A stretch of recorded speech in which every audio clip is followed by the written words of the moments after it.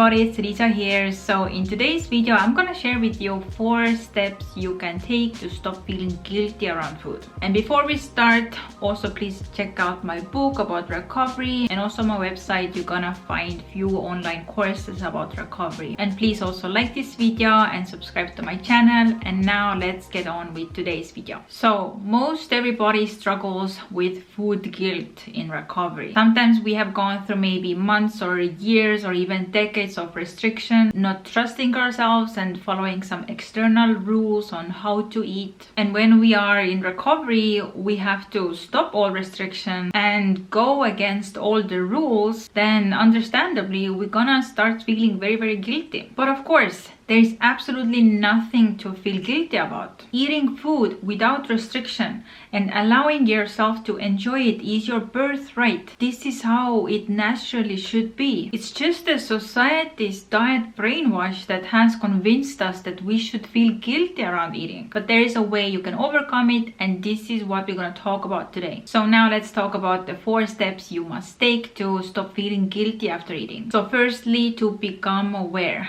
The first step is always awareness. Become aware of the moments when you experience this food guilt. Notice the thoughts that are coming up. Notice the emotional sensations that are coming up. It may feel very uncomfortable having to notice those thoughts and sensations, but with awareness there comes also opportunity to change and do something different. The next step is to get curious, and specifically to get curious about what rules do you think you are breaking, and also what beliefs do you think you are going against. We feel guilty very often when we think we are breaking some rules. Rules such as you shouldn't eat more than 1 cookie, you shouldn't eat so many carbs, you can't be hungry already, you ate just an hour ago. So whatever the rules are, identify them and write them down. And also start noticing what limiting beliefs, fears and worries are coming up. When we have been through restriction, it's so likely we have so many limiting beliefs around food and eating. Beliefs such as, if I binge, I will never stop, or carbs make you fat, or I can't trust my body, and write them all down. Next step is to challenge all those food rules and the limiting beliefs. You have to start breaking the food rules by doing the opposite action. For example, maybe the food rule is you shouldn't eat more than 1 cookie.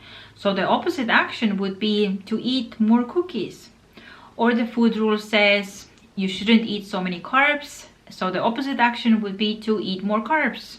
Or the food rule says you can't be hungry, you just ate an hour ago. So the opposite action would be to eat again as soon as you get hungry. And also start challenging the limiting beliefs by reframing them to something more helpful. For example, maybe the limiting belief is, if I binge, I will never stop. So the helpful reframe would be, it is extreme hunger, not a binge. It's a normal but temporary phase in recovery. Or the limiting belief would be, carbs make you fat. So the helpful reframe would be, carbs are an essential nutrient and fuel source for my body.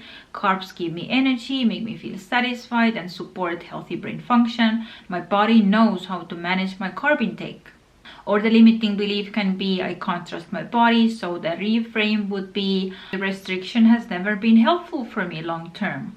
I am learning to trust my body every day by following its cues and signals. And lastly, make sure you apply repetition and consistency with your new focus and actions, because our brain is rewired by lots and lots of repetition, and is also rewired by you staying consistent in whatever you're trying to rewire. Feeling guilty after eating is like a bad habit. It makes total sense, because if we constantly act like we should be guilty, we act with food restriction, following a bunch of food rules. And if we constantly criticize ourselves for eating, we beat ourselves up for eating whatever we crave, then this way we actually condition our brain to feel guilty with food. So overcoming the food guilt is about consistently breaking this habit and building a new healthy one with your actions and also with your mental focus, and doing it over and over again with lots of repetition. So follow those 4 steps to overcome the food guilt, and also be aware that of course it's gonna take time,